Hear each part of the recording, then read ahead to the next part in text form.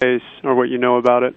Well, I originally heard about this on Facebook from a friend of mine who sent me an article that talked about how Delta is welcoming Saudi Arabian Airlines into its SkyTeam alliance, which is a partnership of airlines that Delta originally started with a few other airlines, but they're definitely taking the lead in this. And it concerned me because I know that Saudi Arabian Airlines, which is operated by the Kingdom of Saudi Arabia, refuses, as a matter of policy, to allow Jewish people or Israeli nationals or even people with an Israeli stamp on their passport to fly their airline into Saudi Arabia.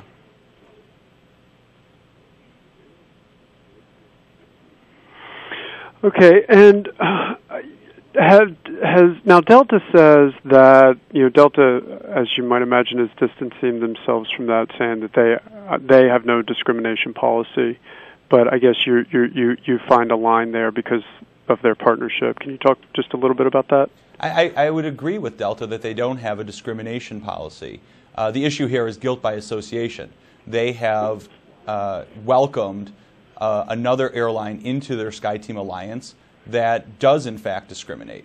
It's an airline that's operated by the Saudi government, and as a matter of policy, it does not allow visas to be given to Jewish people. There are exceptions. There are Jewish business people who do fly to Saudi Arabia for business, but as a matter of policy, they do not. And for me, this is an issue of principle.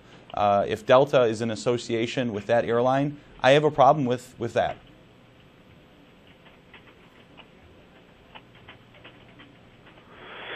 And I guess, and I'm getting up to speed on this, but my question is it policy, is it or practice, or both?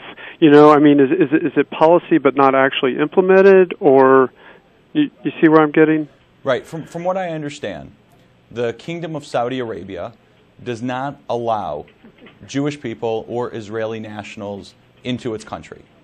It will make exceptions, and I know of Jewish individuals, businessmen, who have flown to Saudi Arabia.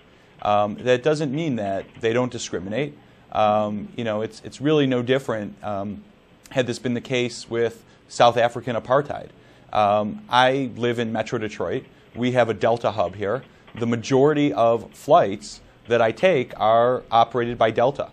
And once this goes into effect, Delta will have a code share agreement with Saudi Arabian Airlines, which means that Delta will be awarding sky points,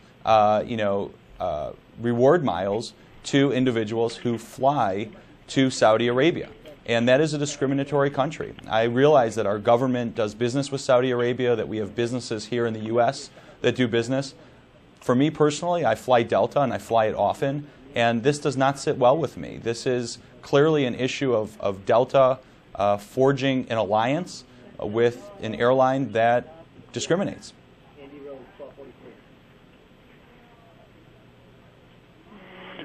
All well said. And I think actually the one last thing I was going to ask, which you kind of hit on, but if you want to try to put it again another, what are you hoping for? What do you expect? What would you like to see either, I guess, preferably first from Delta, but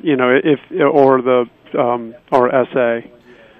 I think Delta needs to stop saying that they don't discriminate. We know that they don't. I don't believe that Delta discriminates based on race, religion, gender, etc.